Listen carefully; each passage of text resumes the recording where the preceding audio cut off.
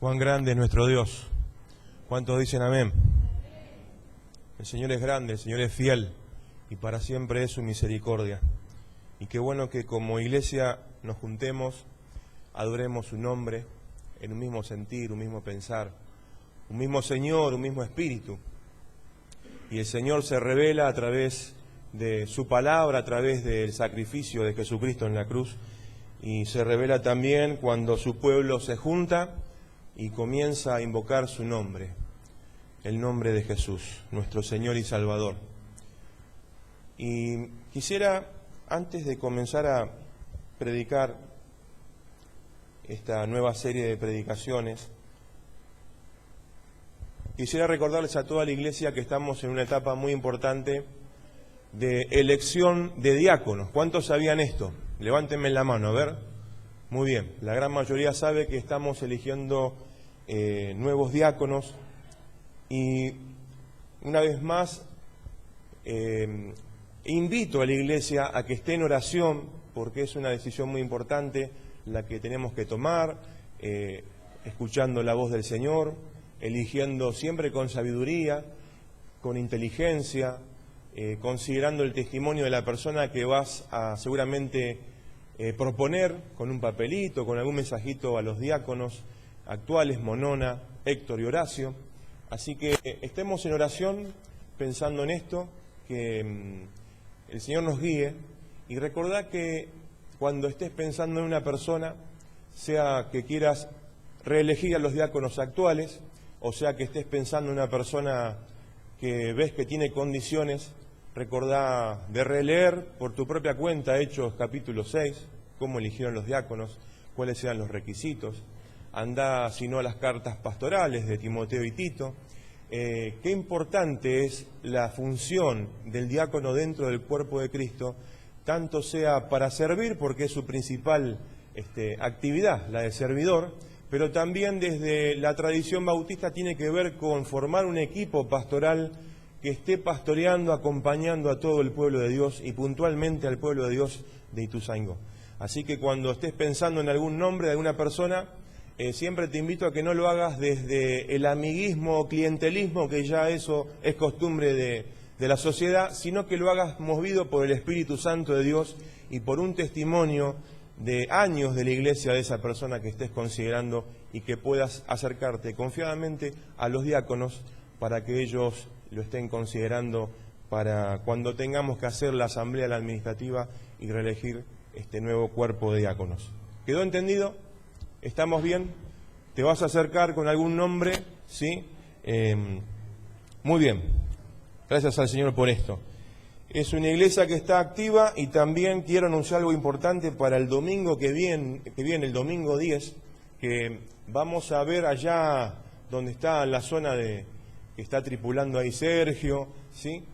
Vamos a ver un stand de misiones, ¿sí? Vamos a ver activa ahí a Romy, también vamos a ver a Isa y a otro equipo, promoviendo nuevamente las misiones para que la iglesia sea una iglesia que esté orando por determinados misioneros, que Rome y Isabel nos van a estar pasando los nombres para estar orando y también para estar colaborando y concentrar no solamente las fuerzas en la oración, sino que también vamos a colocar una cajita seguramente muy atractiva, muy linda, para que aquel que sienta estar colaborando, ofrendando para los misioneros puntuales que van a estar compartiendo, al finalizar el culto puedan acercarse a la cajita y dejar alguna ofrenda para los misioneros en cuestión. Así que también estemos en oración por esto. Domingo que viene el stand de misiones vuelve de la mano de Romy, de Isa, y también, si Dios quiere, nos van a estar acompañando hermanos queridos como Yael y David, que nos gustaría orar por ellos, si están con nosotros, para su viaje a Londres, que salen de viaje misioneros allá. Ellos son de la casa, son de nuestra familia, y nos gustaría mucho orar por ellos. Muy bien. Parece que sigo los anuncios y ya hay video, ¿no?, de esto. Pero aquellos que quieran pedir membresía, perdón que suene insistente, pero a veces queda alguien ahí como, ¿y cómo tengo que hacer para hacerme miembro de la IEBI, de Ituzaingó? Bueno, acércate también a los diáconos si tenés en tu corazón el deseo de hacerte miembro y también el deseo de bautizarte. No queremos que termine el año sin tener otro bautismo. ¿Qué les parece? ¿Tienen ganas de tener otro bautismo? Yo también. Así que si alguno está con ganas de bautizarse y siente en su corazón de hacerlo, que se acerque para hacer el famoso curso de bautismo y pasar tiempo juntos y estudiar la palabra y meditar en este paso de obediencia para con el Señor. El domingo pasado, ¿cuántos se acuerdan que estuvimos anunciando el proyecto de la escuela de música? Muy poquitos, muy bien. El domingo pasado estuvimos nombrando un equipo de música que van a estar dando clases de manera gratuita, y aquellos que se quieran acercar y prepararse o traer a sus hijos, sus nietos o vos mismo, hay gente grande que está diciendo yo quiero aprender un instrumento, acércate porque va a haber un equipo de músicos comandados ahí por Leo. Recordemos que este ministerio o este equipo está bajo la dirección de adoración de Fran, así que estamos preparando este gran proyecto de la escuela de música para que nuevos adoradores de acá un tiempo más se vayan levantando y los veamos acá. No nos va a dar el espacio en la plataforma, porque imagínense que va a haber violines, chelos, ¿no? Trompetas, ¿dónde lo vamos a meter? Bueno, vamos a ver. Muy bien, gente, acuérdense que empezó evangelismo a reactivar un poco con Lore, con Mati y con Romy, así que todos los que tengan ese don ahí ardiendo en su corazón, acérquense porque ya están proyectando y maquinando cosas para salir al barrio, así que los que tengan ahí el corazoncito de evangelista, acérquense por favor.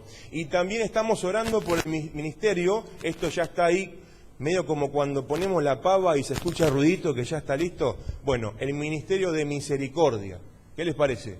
El Ministerio de Misericordia vuelve a estar activo y estamos ahí armando el equipo para salir a hospitales, para salir a geriátricos, para salir a orfanatos, para salir a visitar a las personas que están en condición de enfermedad. Bueno, vuelve el Ministerio de Misericordia y si miren que los tengo registrados en mi cuadernito, los que me dijeron que tenían esto.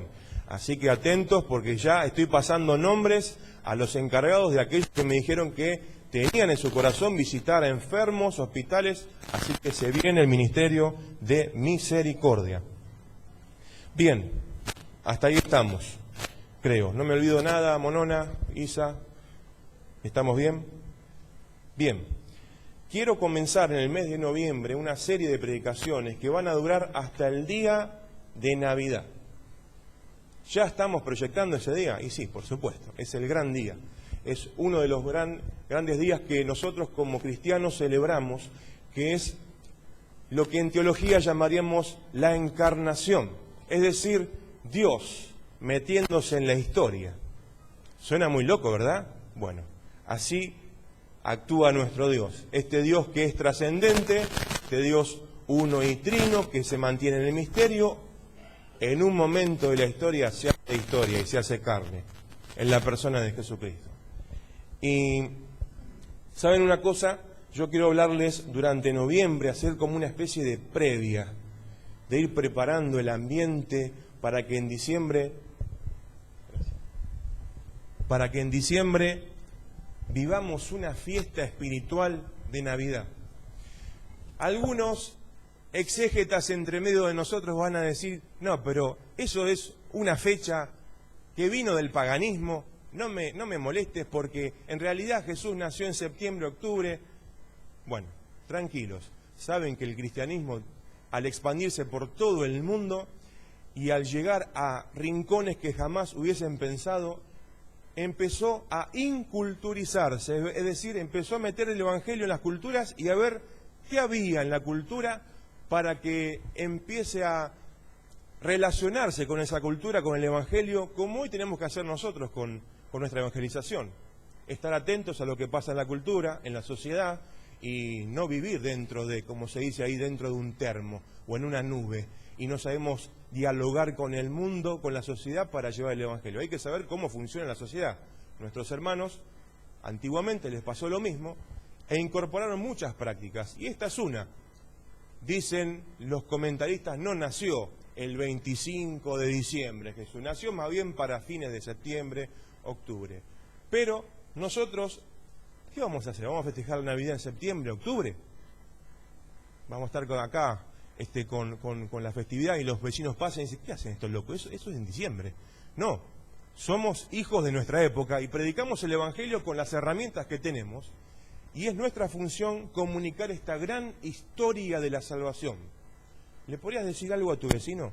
Vamos a hablar en este mes de la historia de la salvación. A ver, decirle ahí, los amados ahí en primera fila, historia de la salvación. Esa va a ser la frasecita que nos va a acompañar 2 meses. La historia de la salvación. Porque, repito, este Dios que es misterio, que es trascendencia, se mete en la historia. Este Dios que algunos teólogos dicen es el totalmente otro. Dios no podemos medirlo en categorías humanas. Podemos hablar desde lenguaje humano, decir Dios siente, Dios se enoja, Dios ama, Dios se entristece, pero son sensaciones y sentimientos nuestros para comprender algo del misterio de Dios. Pero este Dios, misterio trascendente, se hace historia en la persona y en el cuerpo del Señor Jesucristo. Dirá el prólogo de San Juan que el Verbo estaba con Dios, pero era Dios. San Juan es como que pone quinta y va a fondo, ¿no? Bueno, pero nosotros vamos a estudiar la historia de la salvación desde un evangelio que quizá a veces queda como en segundo plano, porque preferimos siempre estudiar la Navidad desde Mateo, que de hecho creo que ya están diagramando algo desde Mateo para la escuela dominical. Bien, para complementar, quiero hacer una serie de predicaciones desde el Evangelio de Lucas.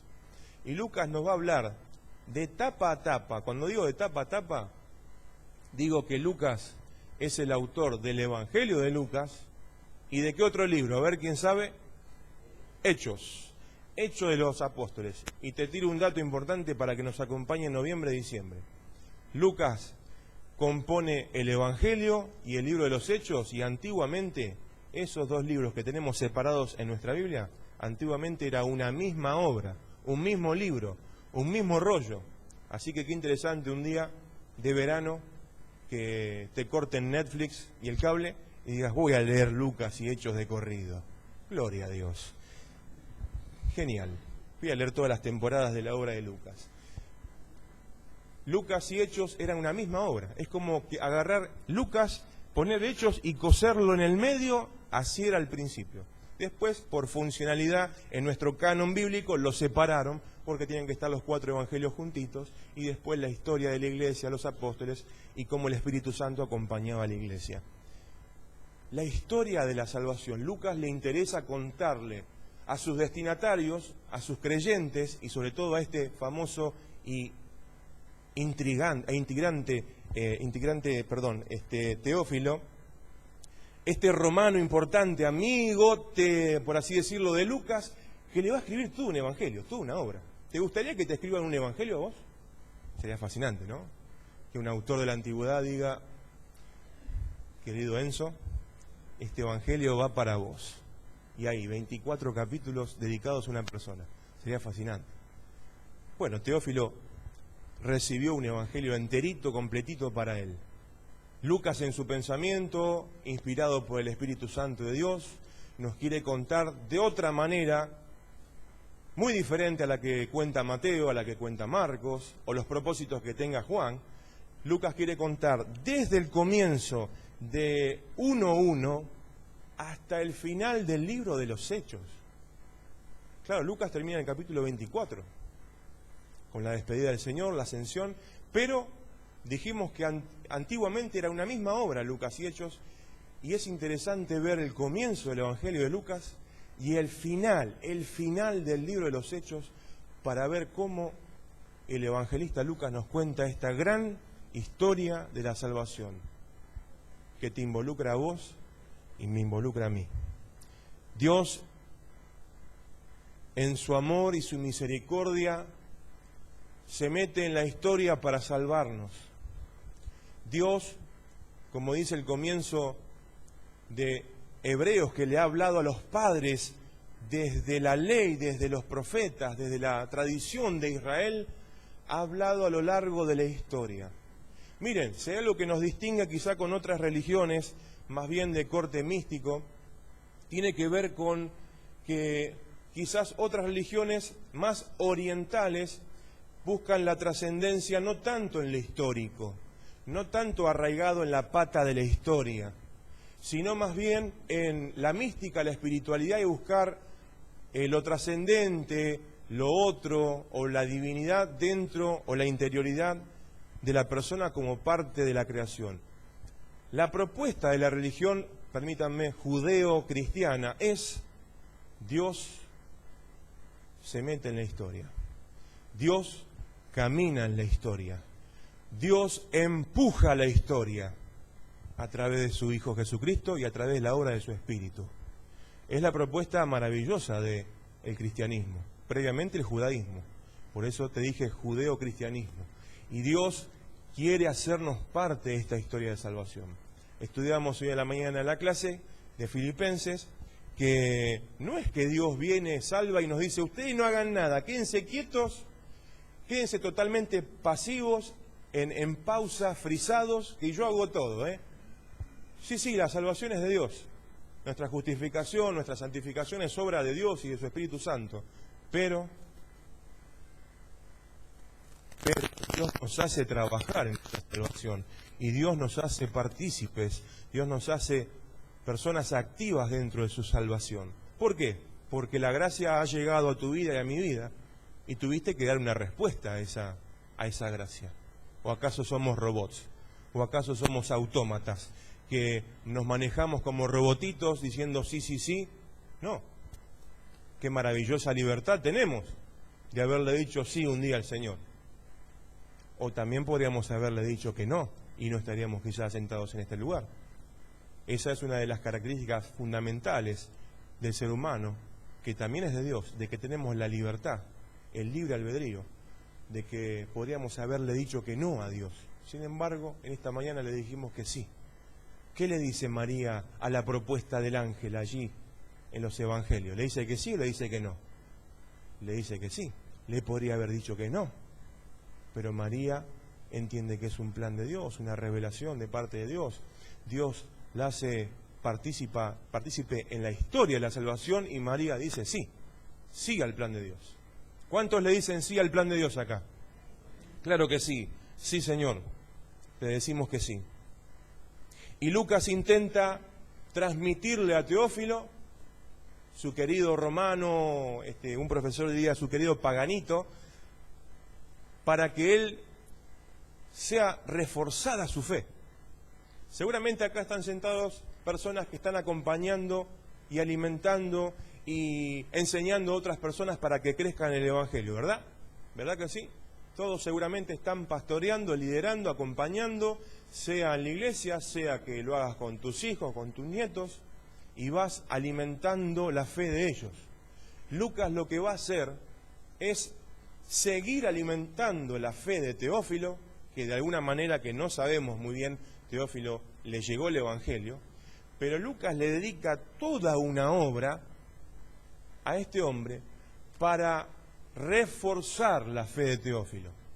Y qué importante es dentro del plan de Dios y de la historia de la salvación que cada uno de nosotros tengamos la actitud que tuvo el evangelista, de acompañar a alguien que ya recibió la fe y está dando sus primeros pasos, acercarnos, pegarnos a él y seguir colaborando en lo que Dios ha iniciado para que siga siendo alimentada su fe, su esperanza en el Señor.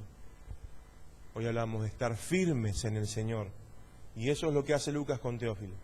Y si el texto está ahí arriba en la pantalla, desde la NBI quiero leer los primeros 4 versículos que hablan de esto que Lucas le va a transmitir a Teófilo a través de 24 capítulos en el Evangelio y 28 capítulos en el libro de los Hechos.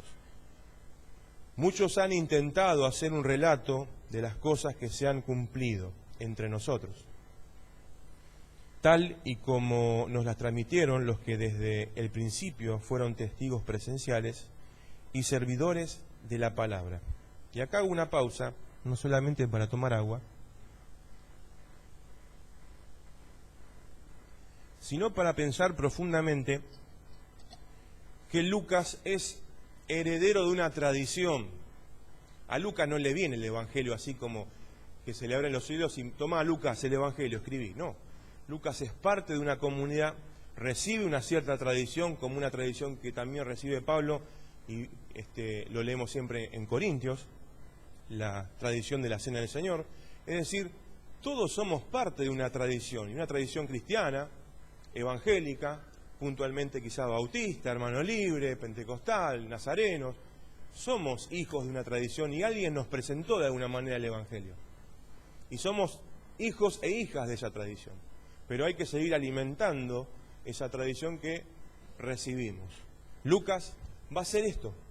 Ya otra gente intentó comenzar algunos relatos y narraciones de la más grande historia de la humanidad, que es la obra, la vida, la muerte, la resurrección de Jesucristo. Lucas va a intentar continuar haciendo esta tarea que otros ya han iniciado. Y esos otros pueden ser el primer evangelio que se escribe. ¿Cuál fue el primer evangelio que se escribió? A ver. Fuerte, fuerte. No. Por el auto 0 kilómetros. ¿Cuál fue el primer evangelio que se escribió? Ahora la van a pegar todos, seguro. Marcos.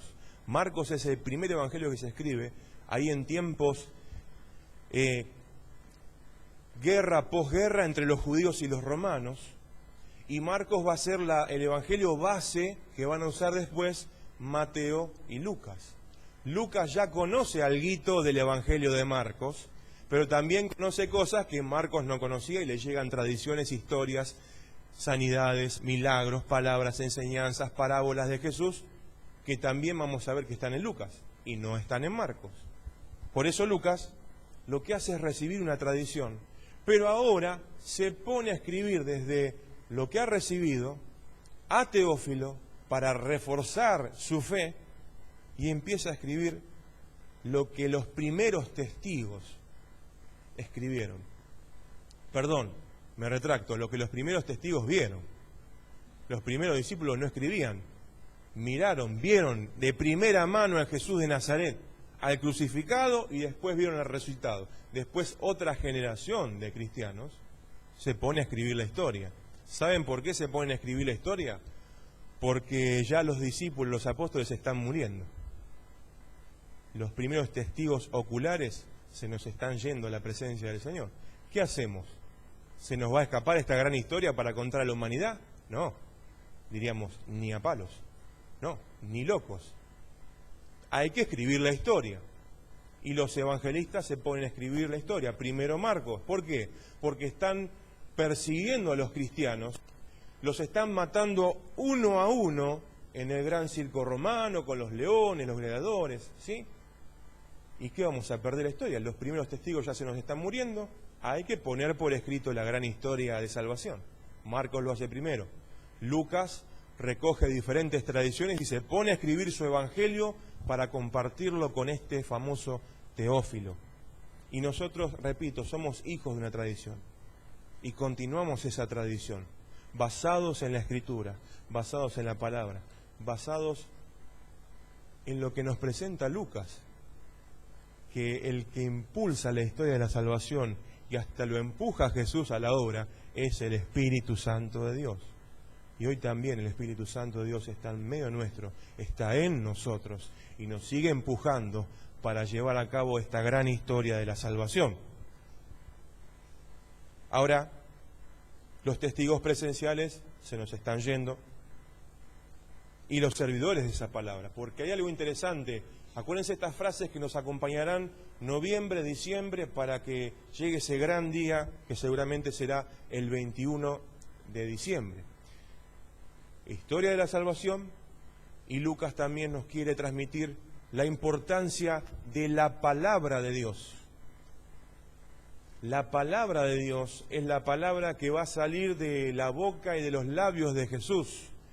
Creo que la primera predicación que yo tuve en esta casa ya por el mes de marzo fue Lucas 5. Fíjense, lindos recuerdos. Allá por el 25 de marzo prediqué Lucas 5 y prediqué del Logos, la palabra de Jesús. La gente se agolpa, hay sobreventa de entradas para escuchar a Jesús, por así decirlo. ¿Viste cuando entras en Mercado Libre a ver cuánto está la entrada? reventa de entradas. Uy, Dios mío, ¿cuánto sale? No, no voy nada. La gente se agolpaba para escuchar el Logos, la palabra de Jesús, porque Jesús está hablando la palabra de Dios. Esa palabra que para los judíos en el Antiguo Testamento era la famosa palabra Dabar.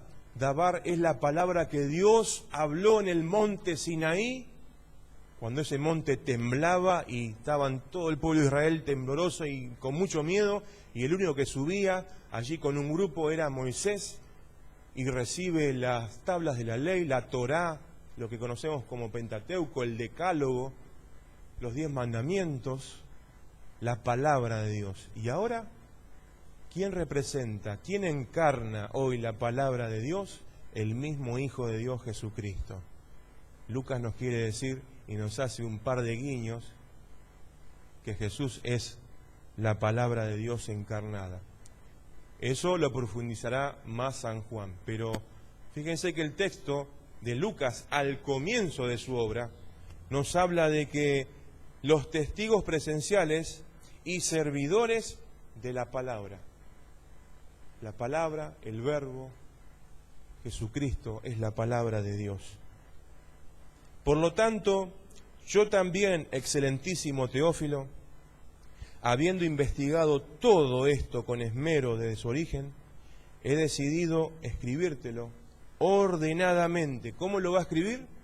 Ordenadamente, para que llegues a tener plena seguridad de lo que te enseñaron. Qué maravilloso, qué gesto de amor pastoral de un hermano mayor en la fe, de escribir toda una obra para que ese creyente Teófilo esté seguro de lo que le compartieron y le testificaron. De que esa fe que está caminando, hoy hablábamos de andar en el Espíritu, de caminar en el Espíritu, que esa fe que está transitando Teófilo reciba esta obra, el Evangelio y el libro de los Hechos, para ser reforzada su fe y para que esté tranquilo de lo que le enseñaron, es lo correcto. Diríamos los bautistas, la sana doctrina.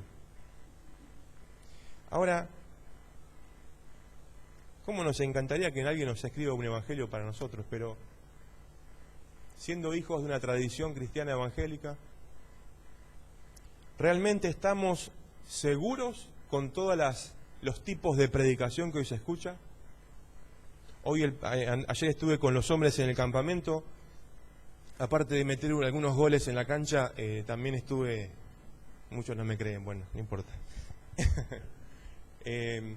Estuve compartiendo con ellos, y había un predicador, un profesor de griego y pastor de Uruguay, de Montevideo, y él decía de una manera mucho más graciosa y carismática de lo que yo pueda alcanzar y decir, él decía la cuestión de que hoy los predicadores, más que la palabra, son más una especie de motivadores y te venden una especie de marketing evangélico y él se ponía en una posición bastante de humildad, decir, hermano, ¿usted está seguro que yo lo que estoy diciendo acá en este momento es la verdad? ¿Está bien? ¿Estoy en lo correcto? ¿Estoy en la sana doctrina? Usted tiene la responsabilidad, decía este hombre, de ir a casa y chequear si yo no me equivoqué hoy al decir algo.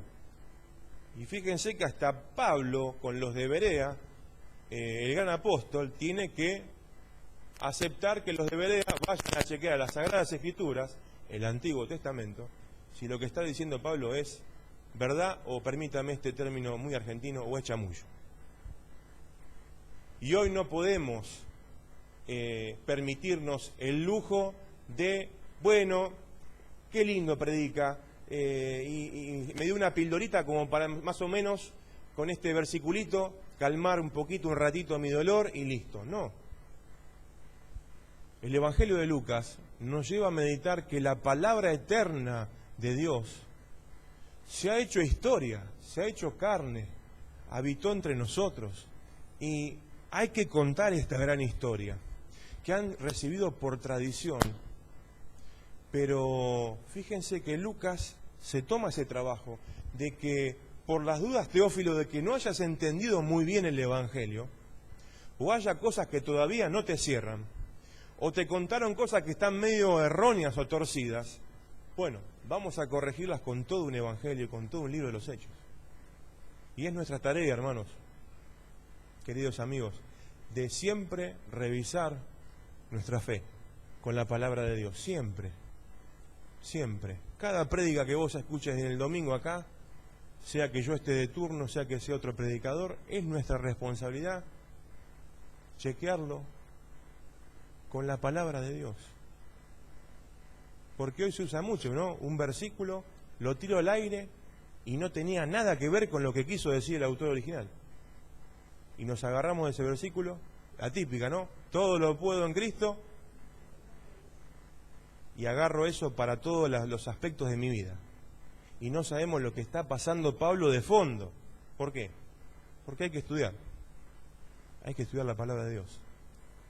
No son una especie de, decía el predicador ayer, una pata de conejo que me ayuda, la cuelgo acá el versículo y ando por la vida a ver si me da un poquito de suerte el versículo bíblico. No, no, porque la palabra de Dios se ha hecho historia.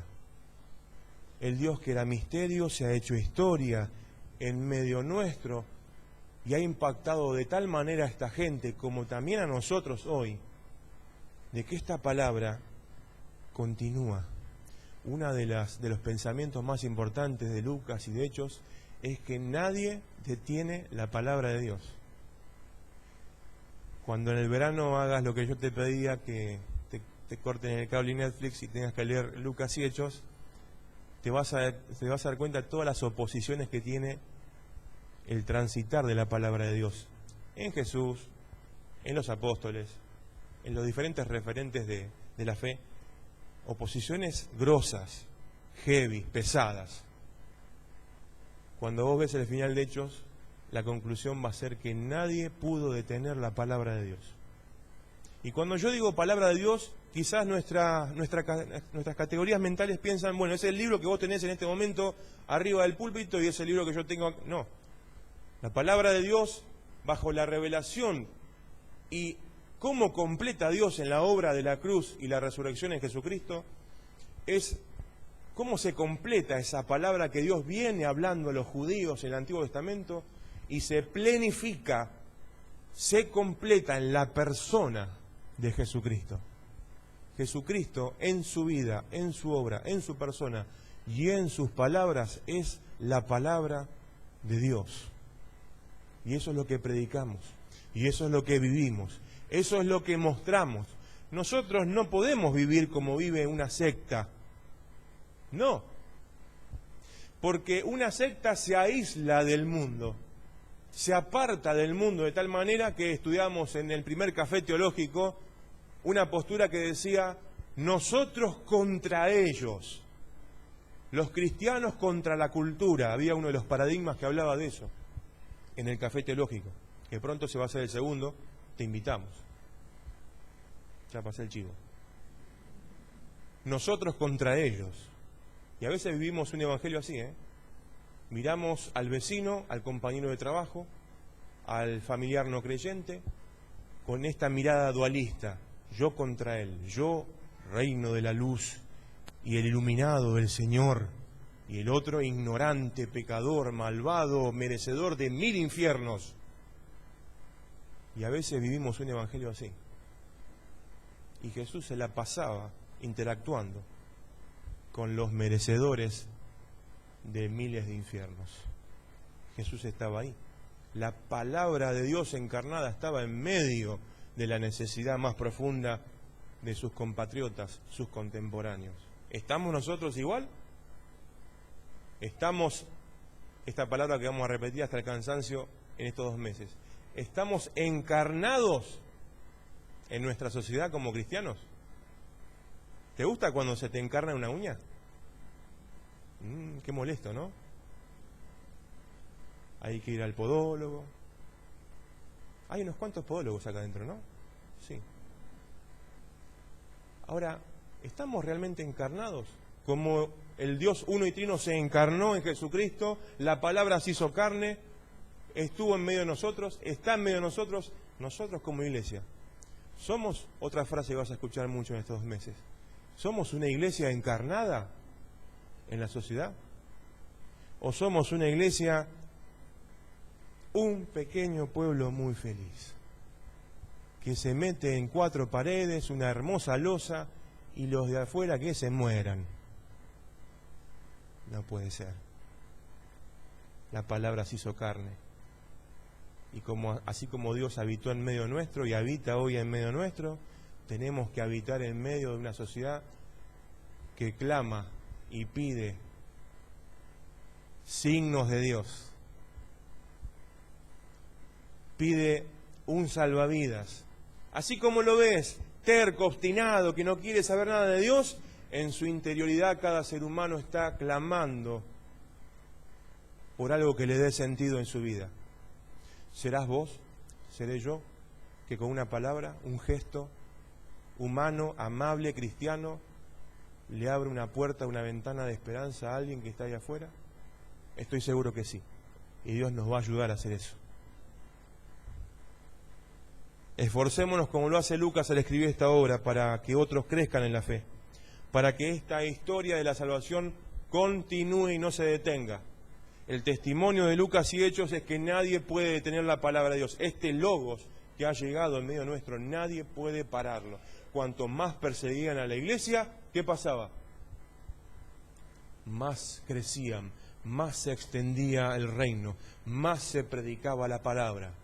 A más persecución, a más hermanos muertos y desaparecidos, más crecía la palabra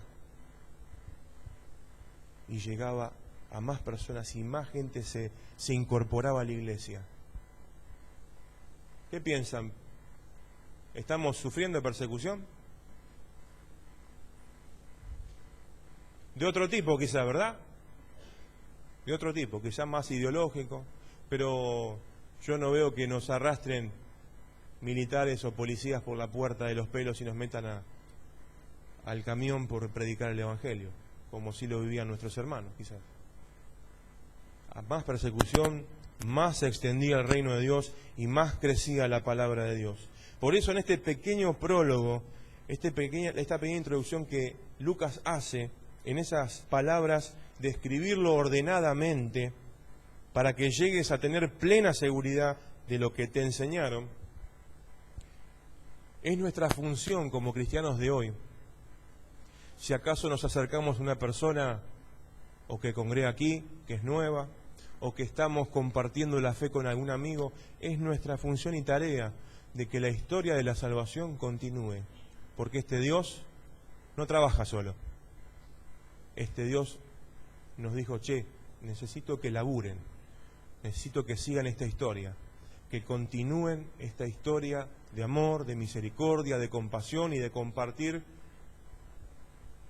a Jesús a todas las personas. Si empezaste una tarea pastoral, evangelística, desde la amistad, del compañerismo con algún amigo, Lucas nos dice, si ya comenzó una pequeña fe, una pequeña enseñanza, hay que continuar alimentando esa fe en tu amigo, en tu amiga.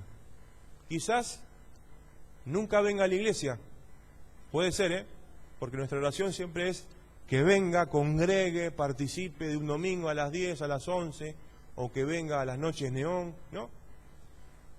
Pero sabemos muy bien que muchas personas tienen prejuicios para con la iglesia, y nos cuesta entender y aceptar eso. Y yo le decía a unos jóvenes hace poquito, porque tenían esa inquietud de que me gustaría traerlos a la iglesia, pero ellos tienen un montón de prejuicios para con la iglesia. Y ¿saben qué? Muchas veces tienen razón. Por las veces que actuamos de una manera que no representamos muy bien a Jesús, al Jesús de los Evangelios. Y tenían un poquito de vergüenza, de los traigo, no los traigo.